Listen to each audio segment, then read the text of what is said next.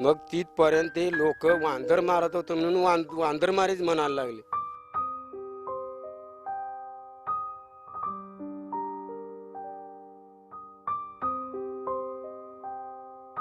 रोजगार करणार, ती पोटाला खाणार का साठवून लग्न करणार.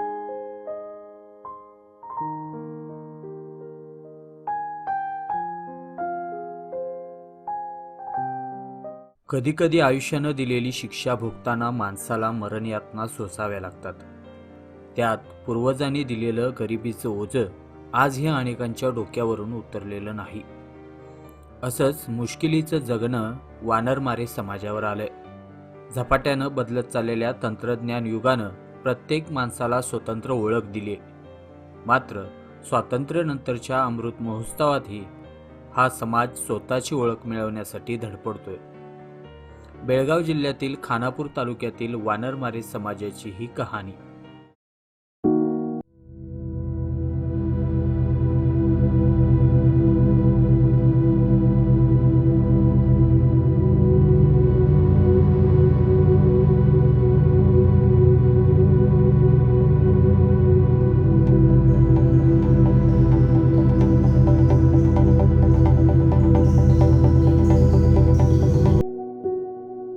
खानापूर तालुक्यातील डोंगर कपारीत वसलेलं सावरगाळी. गावाच्या बाजूला झोपड्या बांधून राहिलेला वानरमारे समाज. तसा तो आदिवासीच. आज इथं तर उद्या तिथं असं गाव उंडारून थकलेला समाज 30 वर्षापासून सावरगाळीत स्थिरावला. यांचे पूर्वज वानर आणि इतर प्राण्यांची शिकार करायचे, म्हणून या समाजाला वानरमारे समाज अशी मिळालेली ओळख. काय करताय सध्या व्यवसाय? सध्या म्हणजे काय गोरमजुरी करून पोट भरतोय आम्ही. ह्याच्या पुढे काय नाही. जंगलामध्ये ह्याच्या मागे आम्ही काय मध म्हणा कुठं मोह काढून पोट भरत होतो. आता काही इथे हे ठिकाण धरल्यानंतर काही डिपार्टमेंटचा कायदा चाललाय, त्यामुळं आम्हाला काय जंगलमध्ये फिरता देत नाही. जरा जंगलामध्ये दिसला त्याची पाठलाग करून गावला हातीला तर मार पण खातोय आणि त्याच्या हातीतून सुटला तर सुटून पण जातोय. एवढंच करायला डिपार्टमेंट. ह्यांचा लय आम्हाला फार म्हणजे फार त्रास आहे. आणि आता म्हणजे इथे इकडे तिकडे आता ह्या दिवसामध्ये निलगिरी 8 दिवसाला 15 दिवसाला एक लोड तोडून आम्ही पोट भरतोय. आणि पावसाच्या दिवसात कोणाच्या पण शेतामध्ये गोर मजुरी करून दिवसाला 100-150 रुपये मजुरी करून पोट भरतोय. बाकी काय नाही, राशन नाही, काय नाही. इथे काय नोकरीवाला कोण नाही, जिथं नोकरीवाला नाही, कुठं काय नाही. फक्त हे गोर मजुरी करून खाणारे तेवढेच आहेत, बाकी काय नाही. तुमच्या समाजाला वानरमारे समाज म्हणतात, ते का म्हणतात? हे नाव कसं पडलंय समाजाला? हे नाव पडलं म्हणजे आमचे पहिला जे आमचे आई बाबा होते, त्यांचे वडील होते, तिथपर्यंत वांदर मारून इकडं तिकडं फिरून खात होते. मग तिथपर्यंत ते लोक वांदर मारत होते म्हणून वांदरमारीच म्हणायला लागले. आमचं मुख्य खरं नाव म्हणजे आदिवासी. मग ते जुने लोक वांदर मारत होते मग त्यांना वांदरमारीच म्हणायला लागले. ते अजूनपर्यंत तेच म्हणालेत. पण आम्ही काय आता वांदर मारत नाही, काय नाही. ते आम्ही आता जरा सुधारलो, इकडे तिकडे कामं करून पोटं भरायला लागलोय. आता काय थोडे लोक आदिवासीच म्हणून हाली मारालेत, हाक मारायलेत असे म्हणाले. वन कायद्यानुसार शिकारीला बंदी आल्यानंतर या समाजानं शिकारी बंद केली आणि याच ठिकाणी संसार थाटला. आजही या समाजाकडे स्वतःची ओळख आहे ना आधार कार्ड. रेशन कार्ड मिळावं म्हणून अनेकांची उमरे झिजवले, पण स्वातंत्र्यानंतरही अजून या समाजातील लोकांना त्यांचा हक्क मिळालेला नाही. पोटाची भूक भागवण्यासाठी आजही हा समाज जंगलातून फिरून कंदमुळा गोळा करून खातो. मधाचं पोळं लाकडं गोळा करून बाजारात विकतो. त्यातून 4 पैसे मिळाले तरच रात्रीची चूल या वस्तीवर पेटते. जिभेचे चोचले तर लांबच, पण 4 घासाची भूक भागवणं देखील या समाजाला मुश्किल बनलंय. रात्री जंगली प्राण्यांची भीती तर दिवसा वन विभागाची भीती, या मरण यातनेत जगणारा समाज आज स्वतंत्र अस्तित्वासाठी झगडतोय. आता आमचे लोक आता सध्याला मी बांधलोय घर. आता सध्या लोक आता बाकीचे आहेत त्यांना पण सुधरावं, त्यांना घरं द्यावे, त्यांनी पण सुधरून चांगली व्हायची, माझ्यासारखं व्हायचं, हे आम्हाला प्रयत्न ते चाललेलं आहे. दुसरं काही नको, आम्हाला काहीतरी मदत पाहिजे. त्यांना आधार कार्ड, वोटिंग कार्ड, कुपन वगैरे राहू द्या, त्यांना काहीतरी रेशन मिळू द्या, हे आम्हाला प्रयत्न लई करावं लागालेत. ते वेट आम्हाला पाहिजे.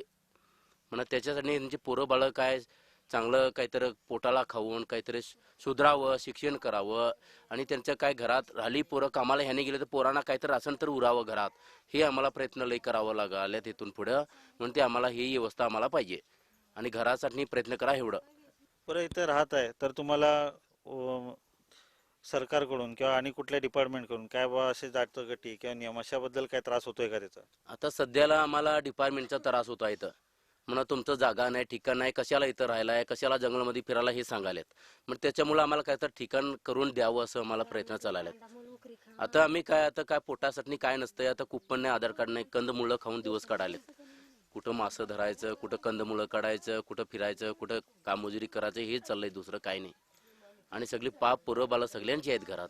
सगळ्यांची 2-2, 3-3 पोरं आहेत. त्यांचं पोट कसं भरणार? दोघं माणसं राबणार, किती लोकांना पोट किती चालणार? लोकांना प्रत्येक टाइमला अर्धा किलो जेवण पाहिजे.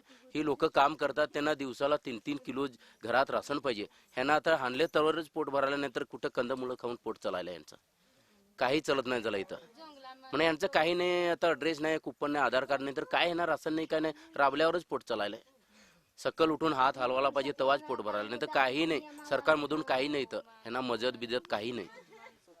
इथं राहताना तुम्हाला कसे अनुभव येतात? लहान मुलांना तुम्ही कसं लहानाचं मोठं करता किंवा तुमचा संसार या आकाशाचं तुमचं छत आहे, जमिनीची चादर आहे, तर ह्याच्या तुम्ही या सर्व निसर्गरम्य वातावरणात तुमचा संसार कसा चालवता?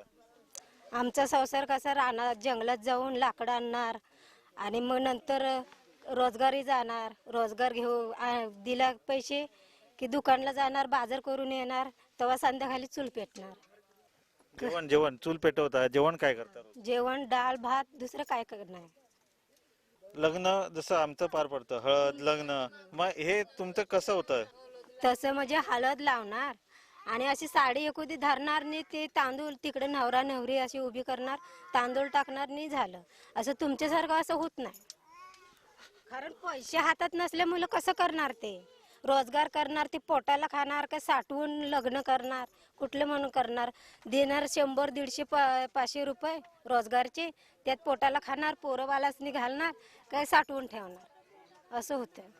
बरं, तुमच्या समाजात एखाद्या व्यक्तीचा मृत्यू झाला, कोण वारलं, तर त्याच्यानंतरचे काय विधी असतात, काय असतात? त्याच्यानंतर ते वाट लागलं असं वारलं म्हणजे ते मग हे काय होते, टोकराला आखत बांबू आणणार, त्याची अशी शिडी बांधणार, त्याच्यावरती ठेवणार आणि घेऊन जाणार. कुणी असे जंगलात कुठं कुणी लाकडं घेऊन सांगितले तर लाकडं आणून जालणार, नाहीतर मग असे मातीत टाकणार. असं ते आमची जमीन नाही, काय नाही. एखाद्याला विचारलं तो इथं टाकू का, आमचं असं वारलंय ते टाका बोललं तर टाकणार, नाही तर मग कुठं तरी जंगलात नेऊन टाकणार, मातीत. समाजातील लेकींना मोठं व्हायचंय, पण मोठं का व्हायचंय याचं उत्तर यांच्याकडे नाही. इतकं शैक्षणिक दारिद्र्य या लेकरांच्या नशिबात आहे.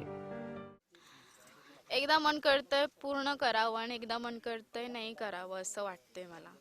असं मन करतंय माझं शिकावं असं पण वाटतंय आणि नाही शिकावं असं पण वाटतंय. त्यांच्यासारखं पण आम्ही बनावं असं वाटतंय आम्हाला.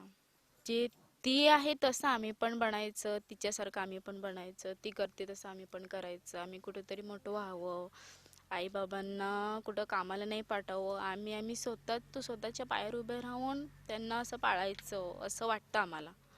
तर मी शाळेला जाईन आणि पास होईन आणि पुढं काहीतरी होईन असं इच्छा आहे माझी.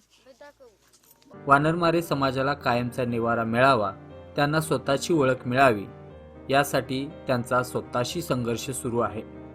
हे स्वार्थी राज्यकर्त्यांच्या डोळ्यात अंजन घालणार आहे. जर राज्यकर्त्यांनी इच्छाशक्तीच्या जोरावर त्यांचा हक्क मिळवून दिला तर त्यांच्यासाठी तो नवा सूर्योदयच ठरेल.